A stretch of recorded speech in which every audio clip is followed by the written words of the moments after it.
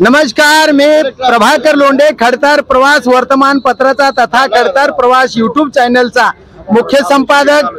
आज धाराशिव शहरामध्ये काँग्रेसचं एक आंदोलन झालंय।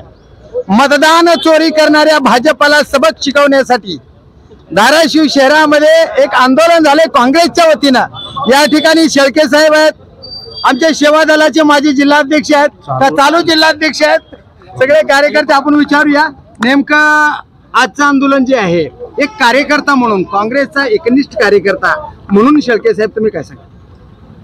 ह्या देशामध्ये भारतीय जनता पक्षाच्या नावाची लागलेली कीड जी आहे ते ईव्हीएमच्या माध्यमातून आणि सगळ्या यंत्रणा ताब्यात घेऊन जे सध्या राजकारण चालू आहे हे संपवण्यासाठी काँग्रेस पक्षाने संविधान पद्धतीने आंदोलन तर करतायत, पण आता आपल्याला गांधीवादी विचार सोडून थोडं सुभाषचंद्र बोसांचे विचार अंगीकारावे लागतील तरच ह्या देशात क्रांती होईल। आणि ही क्रांती घडवून आणायची असेल तर जे इतर देशामध्ये घडलं म्हणजे उदाहरणार्थ श्रीलंकेमध्ये त्याप्रमाणेच आपल्याला काहीतरी संघर्ष करावा लागेल तर न्याय मिळेल अशी मला एक कार्यकर्ता म्हणून अपेक्षा वाटते। त्या धाराशिव जिल्ह्यामध्ये काँग्रेसचं संघटन मजबूत नाही अशा पद्धतीचं लोकांचं म्हणणं आहे। तुम्ही क्रांतीची ठिणगी टाकायची म्हणल्यावर काँग्रेस मजबूत असणं गरजेचं आहे का नाही, काय करतात जिल्हाध्यक्ष, असं लोकांचं मत आहे।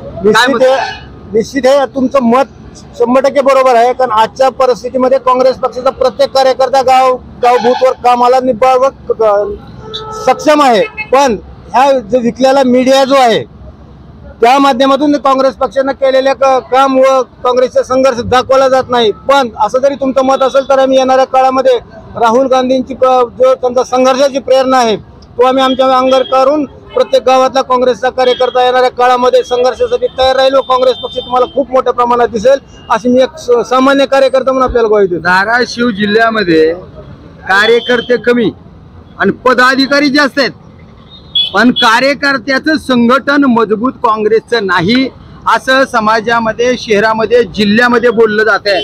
साहेब काय म्हणायचे तुम्हाला? तुमच्याकडे सुद्धा एक मोठं पद आहे। माझ्याकडे तुमचं नाव सांगा, पद सांगा। मी विलास बाळासाहेब शाळू, माझ्याकडे सेवा दलाचं जिल्हा काँग्रेस सेवा दलाचं पद आहे, माझ्याकडे जिल्हा काँग्रेस कमिटीचं उपाध्यक्ष पद आहे, माझ्याकडे जिल्हा ब्राह्मण महासंघाचं पद आहे। मी काँग्रेस पक्षाचा कार्यकर्ता म्हणून एवढं सांगू इच्छितो की उस्मानाबाद जिल्ह्यामध्ये धीरज देशमुख, राजाभाऊ शिरखाने, धीरज पाटील साहेब, राजाभाऊ शिरखाने यांच्या नेतृत्वाखाली काँग्रेस पक्ष मजबूत आहे, परंतु जो पदाधिकारी नेमला आहे त्या पदाधिकाऱ्यांनी आपलं काँग्रेस पक्षाचा कार्यकर्ता त्या तालुक्यामध्ये त्या शहरामध्ये वाढवणं गरजेचं आहे। त्याला वेळोवेळी प्रत्येक आंदोलनात सहभाग करण्यासाठी तालुका अध्यक्ष असेल किंवा इतर आघाडीचा सेलचा अध्यक्ष असेल त्यांनी त्याला सक्रिय केलं पाहिजे। प्रत्येक गोष्टी केलं पाहिजे, त्या पदाधिकाऱ्यांनी त्याला सक्रिय केलं। जिल्हाध्यक्षांनी काँग्रेस कमिटीचे सर्व पदाधिकारी या ठिकाणी तालुका अध्यक्ष, शहराध्यक्ष असतील, जिल्हा काँग्रेस कार्यकारिणीतील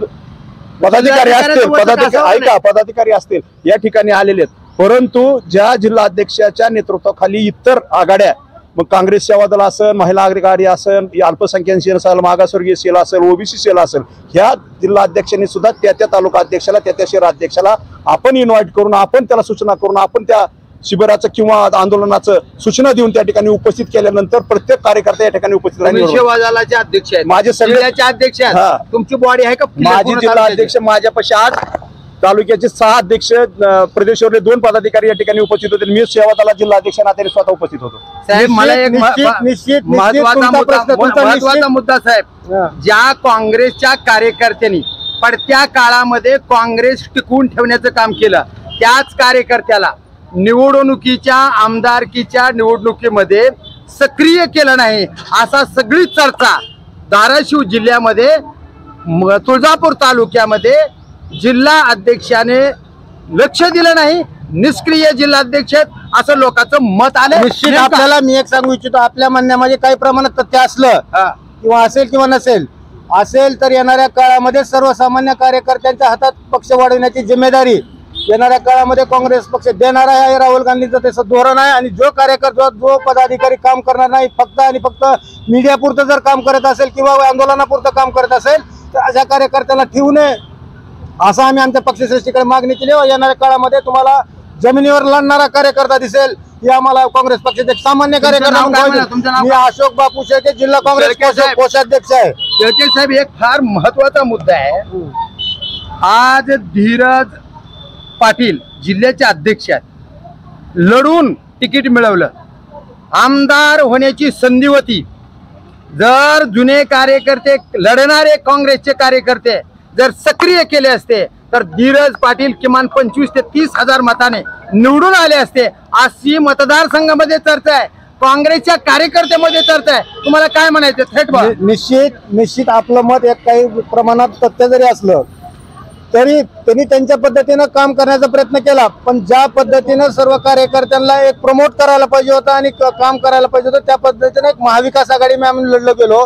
त्यामुळे काय झालं, त्या काळामध्ये सर्व पक्षाच्या कार्यकर्त्यांना बरोबर घेऊन इलेक्शन लढलं गेलं ते, आणि सगळ्यांनी आम्हाला मदत केली. पण निश्चित काही त्रुटी जी राहिल्या ती येणाऱ्या काळामध्ये आम्ही दुरुस्त करून काँग्रेस पक्षाला चांगले दिवस आणण्यासाठीच, पण काँग्रेस पक्षापेक्षा महत्वाचा विषय की सर्वसामान्यांना न्याय मिळण्यासाठी, सर्वसामान्याला एक माणूस म्हणून जगण्यासाठी आम्हाला काँग्रेस पक्ष काम करणार आहे. ही आम्हाला एक सामान्य काँग्रेसचा कार्यकर्ता म्हणून आपल्याला ग्वाही देतो. काँग्रेस मधलेच जुने एकनिष्ठ आणि काँग्रेस वाढवणारे कार्यकर्ते, जिल्हा अध्यक्ष बदला अशी या तुमच्या गोठामध्ये पूर्ण चर्चा आहे. तुमचं काय मत?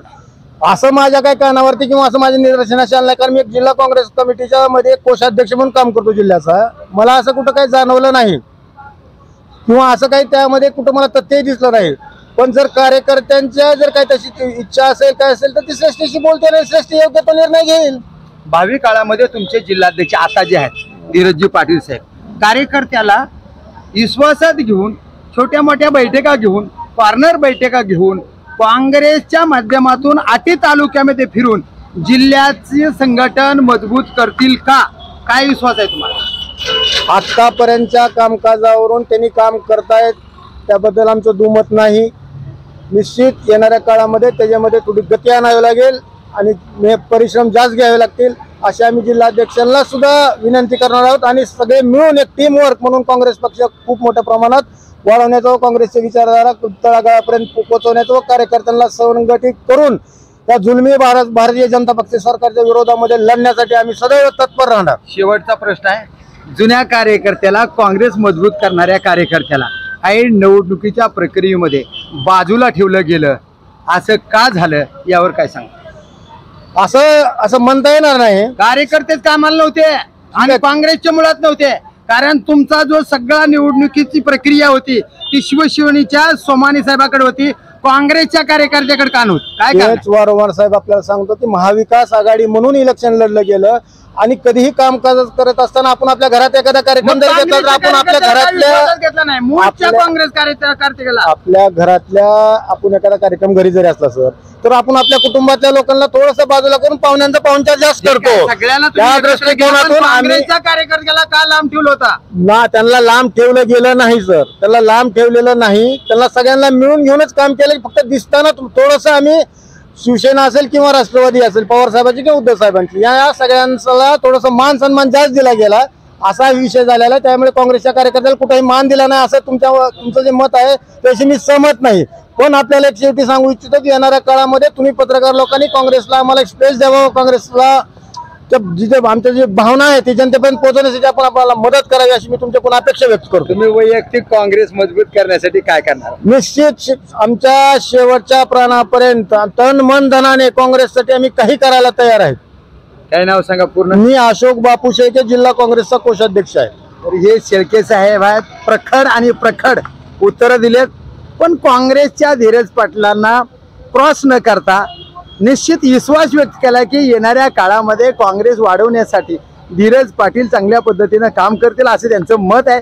पण समाजामध्ये जे वास्तव चित्र आहे ते वास्तव चित्र पत्रकार या नात्यानं स्पष्ट मांडलंय. जे समाजामध्ये होत असणाऱ्या चर्चा, काँग्रेसमध्ये होत असणाऱ्या घडामोडी, सर्व कार्यकर्त्याला वाटते की निवडणूक प्रक्रियेमध्ये आम्हाला सक्रिय करून घ्यावं आणि काँग्रेसचा आमदार व्हावा असं स्वप्न कार्यकर्त्याचं होतं. तर ते स्वप्न भंगलं गेलं. धीरज पाटील यांना आमदार होण्याची जी संधी होती ती धीरज पाटीलांनी हाताने गमावली अशा पद्धतीचं कार्यकर्त्याचं, काँग्रेसच्या कार्यकर्त्याचं मत आहे. तर बघूया भावी काळामध्ये काँग्रेस मजबूत करण्यासाठी धीरज पाटील असतील किंवा नवीन जिल्हाध्यक्ष असतील, नेमकं काँग्रेस मजबूत करण्यासाठी काय करणार आहेत ते पाहूया येणाऱ्या काळातच. मी प्रभाकर लोंढे, खडतर प्रवास वर्तमानपत्राचा तथा खडतर प्रवास यूट्यूब चॅनलचा मुख्य संपादक या चॅनलला सबस्क्राईब करा, शेअर करा, लाईक करा, बेल आयकॉनचं बटन दाबा आणि असेच वेगवेगळे व्हिडिओ पाहण्यासाठी खडतर प्रवास यूट्यूब चॅनल सबस्क्राईब करा. धन्यवाद. धाराशिवकर. जय हिंद, जय महाराष्ट्र.